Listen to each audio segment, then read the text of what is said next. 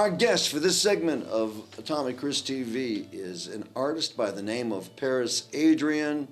He's sitting right here, and he's doing he's doing a caricature of me, and that's his specialty. He's a caricaturist and graphic artist, and well, tell them the best thing about me. The best thing about he sings and dances. He's going to sing and dance for us today.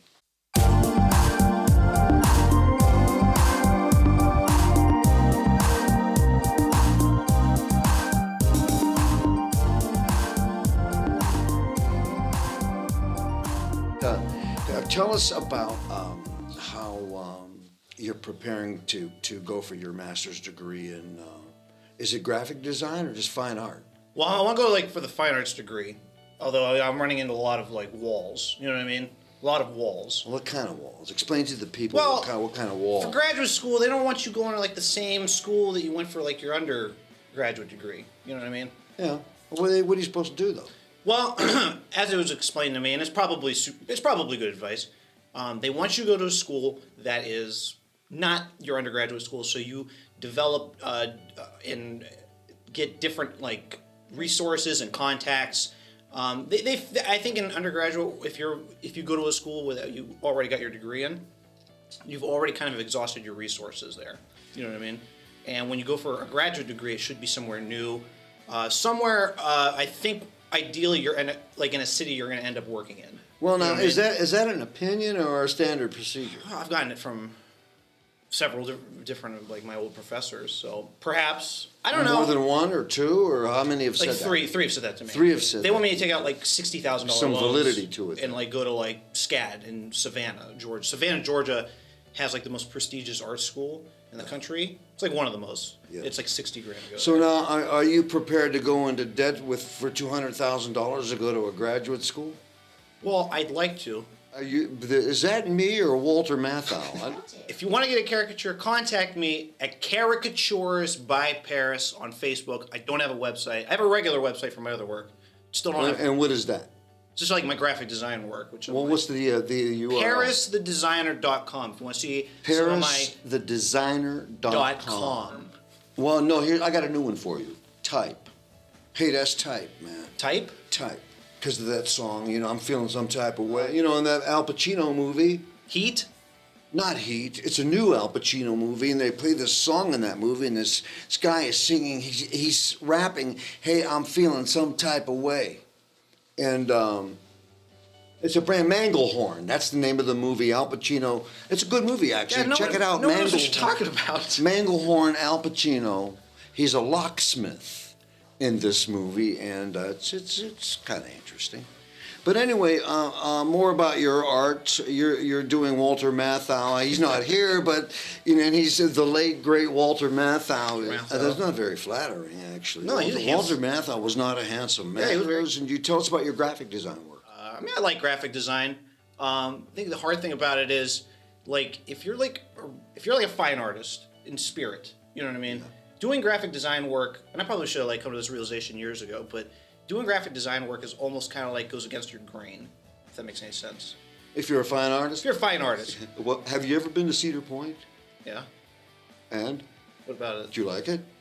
Yeah, well, actually, we went there on Halloween a couple years ago. It was a lot of fun. On Halloween? Yeah, we went there on Cedar Halloween. Point? Yes, me and my friend Raymond, we went to Cedar Point on Halloween. It was open on Halloween? Yeah, they're open on Halloween. What about Marilyn Monroe? What's the Just curious, because the generational things. Those things cross my mind all the time, because I think, well, I wonder if kids know about Humphrey Bogart and what they think of him, and if they even care. Name current relevant celebrities that you think, that you respect or put in a high regard, like you do Humphrey Bogart and Marilyn Monroe. Of this generation? Of this generation. I'm going to put you on the spot now, Tommy C. Watching this. All right, well, you give me an example, and I'll tell you if I like him. How about James Franco? Oh, I like James Franco. He's a good actor. How about Chris Pratt? I love Chris Pratt. I think he's great. Chris Pratt. Well, he wasn't Star Wars. He was Jurassic Park, right? He was in Jurassic World. He's in the Guardians movies. So when you get this Masters, yeah, what do you want to do with it? So I would like to have a career that's more freelance in the fine art world. You know, I know I'm kind of like dreaming big here because that's not. I mean, that's kind of like shooting for the moon. You know what I mean? Well, I mean, everybody. I mean, look at the people that are successful in those fields. In all those fields, they had that dream. They made it there. Why not you? I have specific projects in mind. I write comics. I'd like to do an art book. I'd like to have it funded through Kickstarter. I do caricatures. I'd like to do a lot more caricature work. I wouldn't mind having a gallery. It's like, do I have jowls like that? Kind of, yeah. Things are like, I like the Marx Brothers, I like Casablanca. Yeah. I like all those old things. Yeah. You know what I mean? Yeah. Yeah, I mean, I think that's common ground that you and I have. That they take it away out of the public school. Plus, they don't even make it a requirement for class anymore for like students. Like once you hit like 8th, 9th grade, it becomes an optional course. Most kids go, whatever. What do I need an art class for? It sounds lame. But I think most people fail to realize is that they end up growing up without that creative outlet. If you can get to that point, I mean, when let's say you're growing up in poverty and you don't have the ability to have things like other people, you're more worried about getting food in your mouth than you are maybe thinking, about those kind of issues. It's important because I don't know how they could even resolve this. It's just like, like I said, Through education. Through education, and it's like one of the programs that always gets left out or cut first. Well, always. The fellow I told you about a long time ago, Sir Ken Robinson, who's kind of like one of my idols, I guess. He's one of the leaders in education, and he talked about how, art was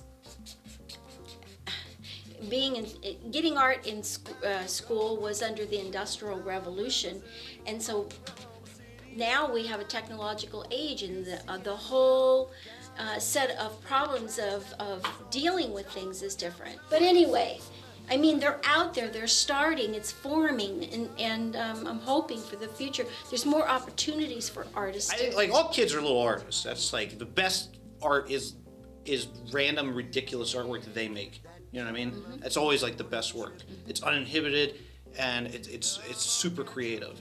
And then I don't know what happens. It's just about expression. It's about expression, and kids they all have that, and they all like want to.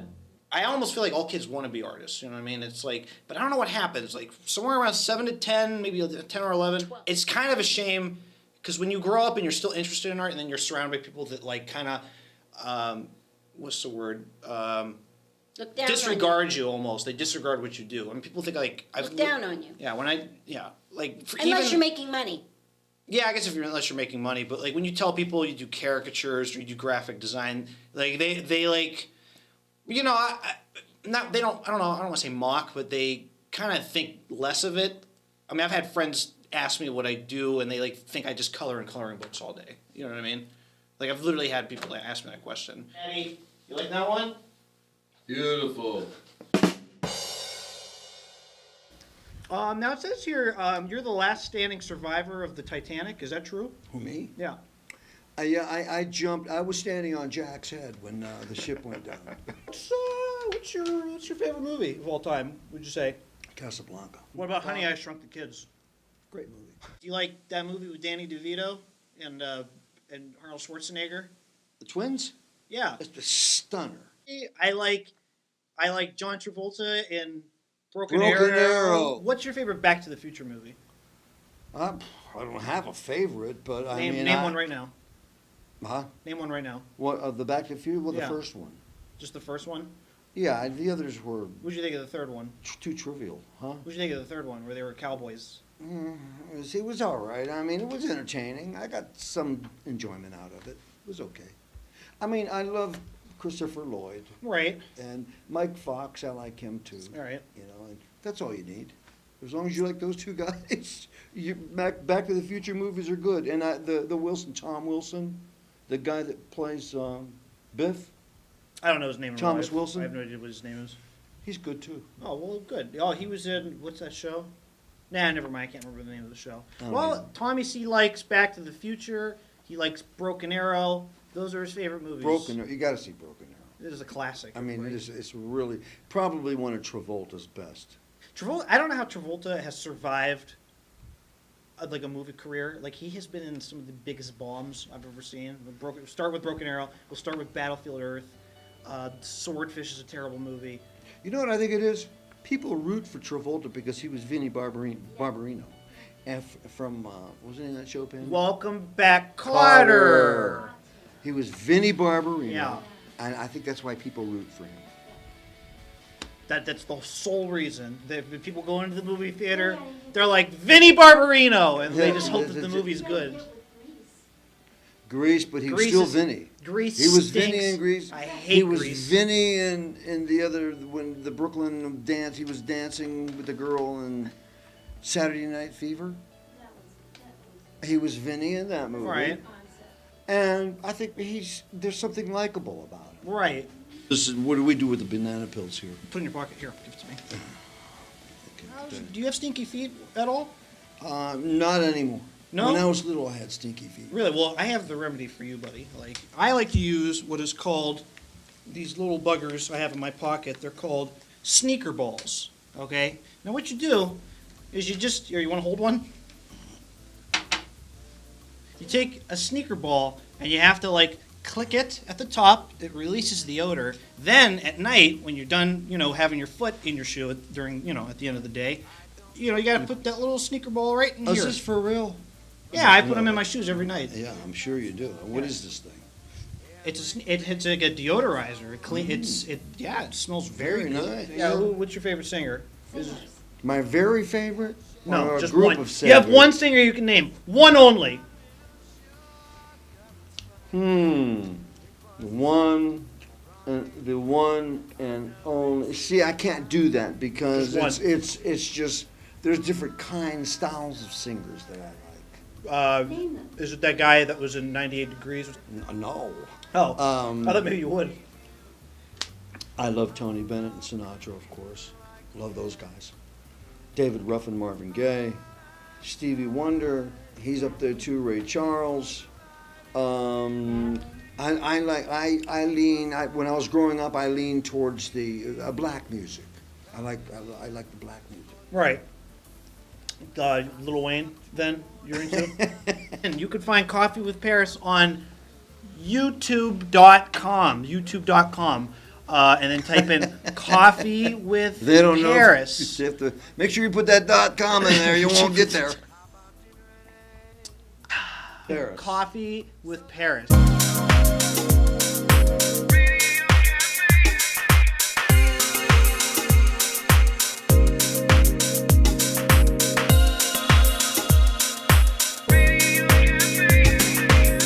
In the corner of the city, there's a small cafe. And if you get close enough, you can hear somebody say, "Come a little closer, baby, and welcome to the Radio Cafe." Okay, our guest is Tim Continenza, sports expert, announcer, analyst in the area, does a lot of stuff. Tim, great to see you. Tommy, thank you. Welcome to the show. Appreciate it. No problem. You've been a busy guy. Yeah. I've started a new website, radiomvp.com. Yeah. And I got 2 new podcasts that I've begun. One, I do a sports podcast with Anthony Kepley, who brings, kind of a younger person's view to some of the local sports and stuff like that. I can talk about something that, that was maybe 15, 20 years ago, and he has... Not aware of it. Yeah, or he brings his own perspective about what's new and what's going on now. And I mean, obviously, the biggest matchup going on right now, the NBA championship, where we're getting, really an interesting thing with the Cavaliers and the Warriors facing for the 3rd time in a championship game, or series, I should say. And that's the first time in the NBA history that 2 teams have met 3 straight years. But I mean, I think it's wonderful to watch. I think it's great for sports. And I think it's really is you got to cherish these moments because they don't come around very often. Well, like I said, it's a marquee matchup. I mean, you've Yeah. got LeBron James and Stephen Curry. correct. That's what the NBA and the advertisers want. Oh, exactly. It brings back the memories, if you're a basketball fan, maybe of the Celtics and the Lakers in the 80s. I mean, you had Magic, you had Bird, they're the marquee, but you also had Jabbar, and you Sure. had, Robert Parrish, and you had all these players there, Danny Hall of Ainge. Famers. Exactly, all Hall of Famers, and, Yeah. I think that's what this is all about. You know, this is what stories are made of. This is what legacies are done in sports, and I think it's going to be such a fun time to watch, win or lose. I just want to enjoy the moment because these moments don't come very often. Getting back to radio MVP, when I watched it, you had Eric Denny. Is that Eric Denny? Yeah, he's the poker guy. Right. But we'll get to him in a minute. But what I wanted to ask you about RadioMVP.com is it's twofold. It is local. It's Northeast Ohio. You know, which is obviously we're going to talk about the high school sports scene because that's what I do most. And we're going to get into, like I mentioned, the Northeast Ohio sports scene, which is Youngstown State, which is the Horizon League in basketball, which then you're talking about the Missouri Valley in football for YSU. And, of course, Ohio State, because everyone loves Ohio State. Who doesn't? And, you know. People in Michigan don't. Well, you know, that's unfortunate. Even they love Ohio State deep down. But when you get down to it, that's what it's, you know, that's the sports aspect of it. And then I have a second podcast, is what you mentioned with, like I had with Eric Denny from Now, how did you get interested in poker? How does now poker is huge right now, right? Because it's been on TV a while. Oh yeah. So, how did you? What do you think? Poker's going to still grow, or is it going to plateau? It's kind of plateaued to a certain level. Yeah. I mean, you go back maybe 10, 15 years ago, they had what was considered the poker boom in the world. That long? 15 years yeah, ago? because that's when internet poker first begun. Yeah. And internet poker, and then you had what's called what people call the moneymaker effect. You know, Chris Moneymaker was this, 29-year-old man who. That was his real name? Yeah. $50 he played in a tournament and won a way into the World Series of Poker main event, which was a $10,000 buy-in. And he wins it. He wins $2.5 million. At the same time, internet poker was just starting to really catch fire. You know, you had party poker, you had Poker Stars, you had full tilt poker, and all this kind of just domino effect. And more people got into the game. And that's how I got into the game. I really never played cards much until that time. And when I got into it, I just, it's a great mental challenge. Well, now, And the online fun. poker, isn't that illegal in some states? Yeah, it's basically, yeah.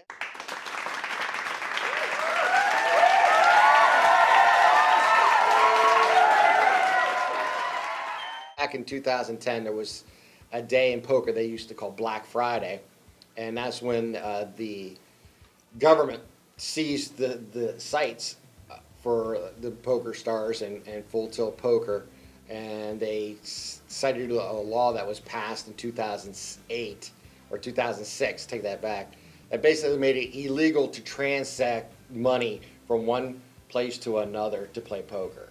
It was not illegal to play poker, it was illegal to put money on the sites. Well, And that's how they ended up. now, why would you play if you're not going to put money on the Right, site? and then now they have basically a regulated market, closed-in market in New Jersey and also in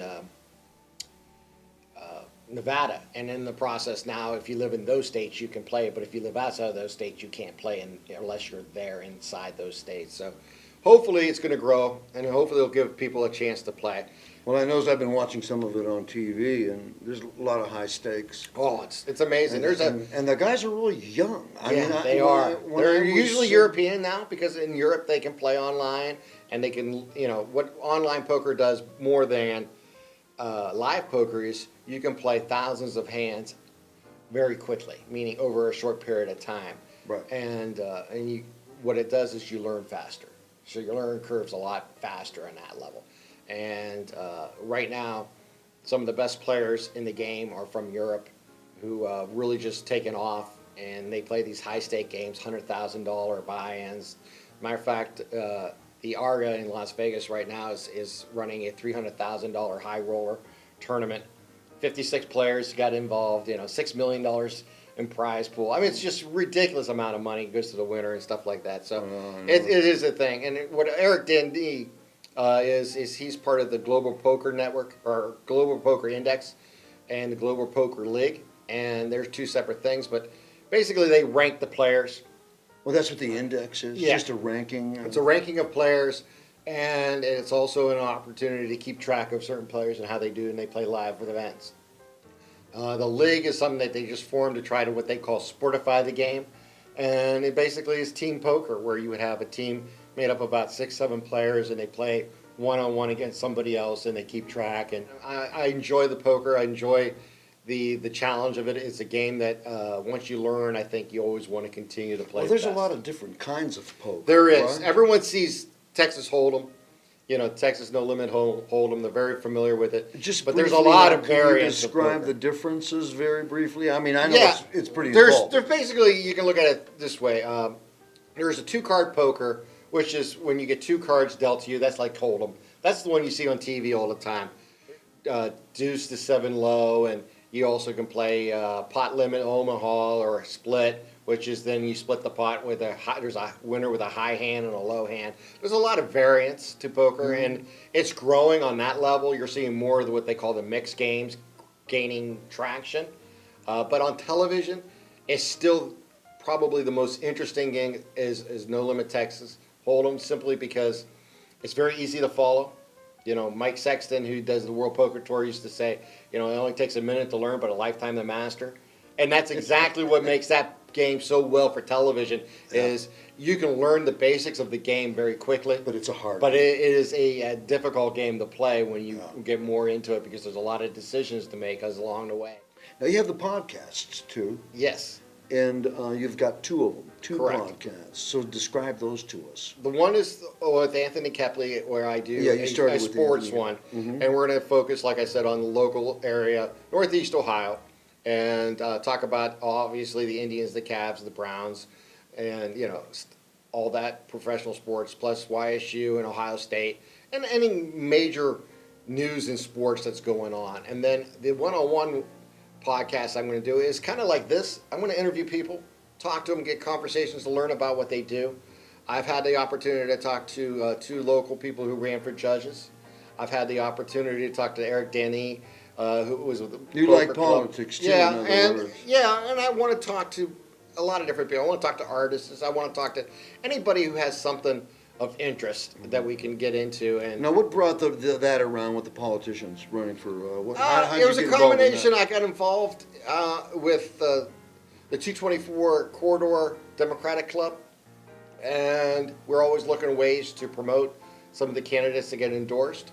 And when I was in a meeting talking to some of the guys who won our endorsement, we decided, I asked them, I said, would you be interested in doing a podcast where you can explain more about the job you're seeking and your positions on the issues that matter? And, a lot of them were receptive. I had a couple who decided, who were running for municipal judge, and they both gave me, some time to talk to them, and we got to learn more about, the municipal judge court, what it is, how it's run, and how it affects the community. And that's what I wanted to do. And like, for example, if there's someone who, is a sports writer, I can talk to him one-on-one about his job and how it affects and what he does. Or if I want to talk to someone who is a mayor of a town, I can talk to him. Or if someone who is an artist, and how they proceed about what they do, and how, they get to the community and how they expand their reach to different people. I want to be able to talk to people of all different parts. If it's poker, which is a passion of mine, or if it's sports, or if it's politics, if it's just someone who wrote a book, and is talking about what they've done, or novels, or whatever the case may be. I want to have it such a broad thing where I can talk to a lot of different people and have a conversation with them, learn about them, and learn about their craft. Your favorite sport is? Baseball.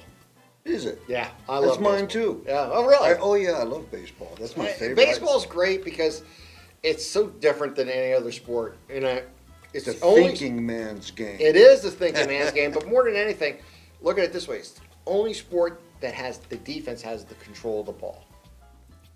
Think about that.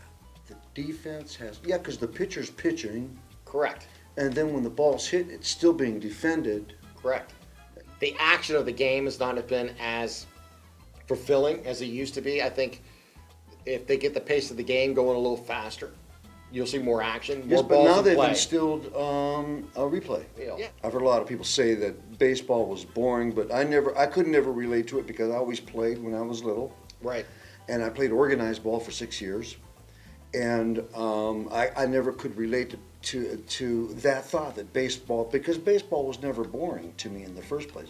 But I know that football is king. Not a better game for television than football. It works so well for football because the action is condensed inside an area where you see just the offensive line, defensive line, and the quarterback. He's handing off the ball. He's going back to pass. It also gives natural breaks in the game where they can go to commercial and sell their products. You know, and there's a lot of little things within football that works really well. And, you know, baseball has in between the innings, but it also have, unfortunately today, or I mentioned the pace of the game, you have a lot of delays. You know, you have a pitcher hold the ball for 35 seconds before he makes the pitch. Yeah.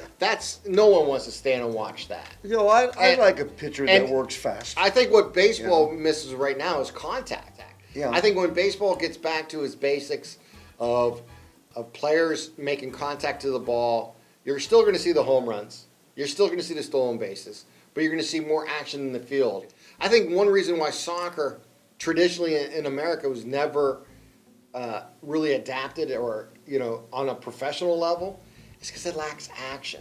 It's a very defensive ball game. You know, the NBA has the shot clock. They've had it for years. It finally came into college basketball about 25 years, 30 years ago. Yep. And, you know, and that reason it pace a game.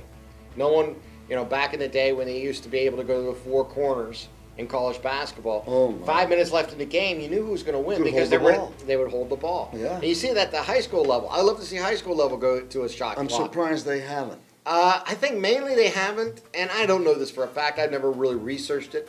I think two reasons. I think they're afraid of the cost of installing a shot clock. Which do you prefer? You prefer calling high school football or basketball? Basketball has more action, so it's easier to call. Yeah. I love them both. I think I call basketball game a little bit better because of the action never stops. And now that you're seeing a lot of teams go to no huddle, you're seeing more action in football than you ever seen before. Any favorite announcers that you like to emulate? Growing up, obviously Joe Tate was number one. Neb Chandler was another guy I had great respect for. He did the Indians games and Browns games. And Browns, yeah. And The little general. Yeah, he was exciting to listen to. You have to be able to communicate with your listener and communicate a story along with the at-bat. RadioMVP.com. Check it out, Tim Continenza. Your podcasts are just under your name? Yeah, go to RadioMVP.com. It's Radio MVP Sports Podcast and One-on-One with Tim Continenza. Great. Continued success, Tommy, Tim. thank you. You do a I great appreciate job. Tim Continenza, sports analyst and expert, Tommy Chris TV. Ciao.